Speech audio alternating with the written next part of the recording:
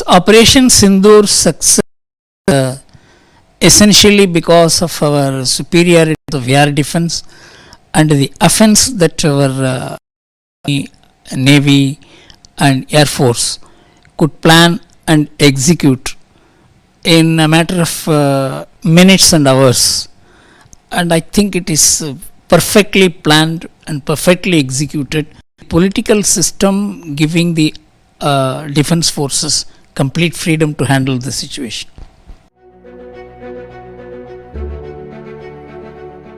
You see, so far as Pakistan is concerned, it's a state which was born in lie and continues to live in lie, and it will continue to lie to its own people that it had won the war.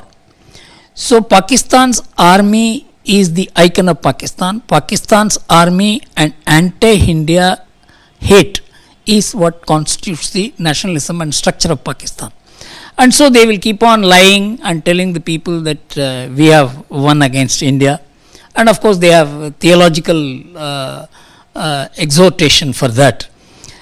But the reality has been striking Pakistan not today. It has been striking them for the last couple of decades and more in the last 1 decade, when our per capita income, our GDP jumped by 2/3 and doubled.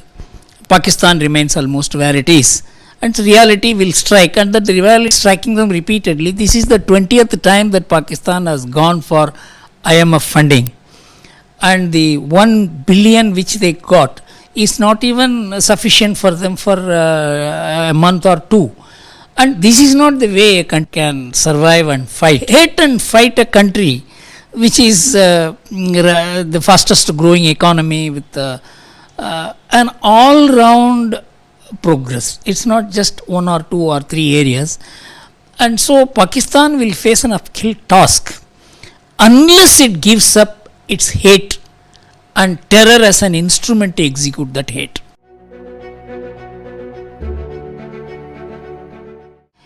See, basically Trump is concerned, he is quite an unpredictable person, and he is a contextual person.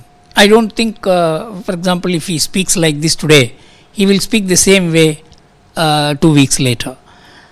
He speaks only for America and in American interest, and I don't think he has a world view. In fact, he has very clearly given up globalism, and he has taken on to MAGA, Make America Great Again. And so he is not the same American president as other American presidents who had a global mission, a global approach.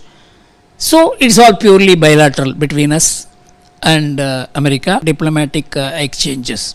But so far as China is concerned, China is using Pakistan as an instrument, nibble, needle and hurt India, and it will continue to do so. But China has also a vested interest in India, $20 billion income earned out of India every year, and it is not going to give it up. India is in a much better position to play this game when we were a fragile 5 economy, and today we are in a much better position. This is a dynamic situation which India has to handle as it grows in global influence.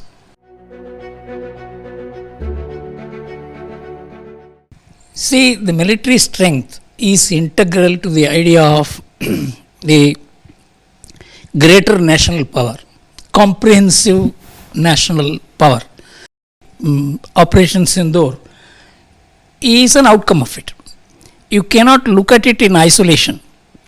India has to grow as a confidential, comprehensive national power, and it has become quite late. It should have begun much earlier. China exploded the atom bomb in 1965.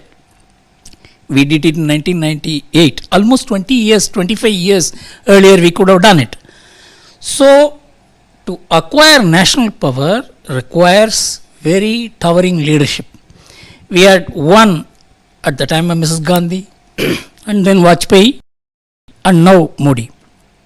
So my feeling is you cannot look at the military prowess or the Operation Sindoor in isolation.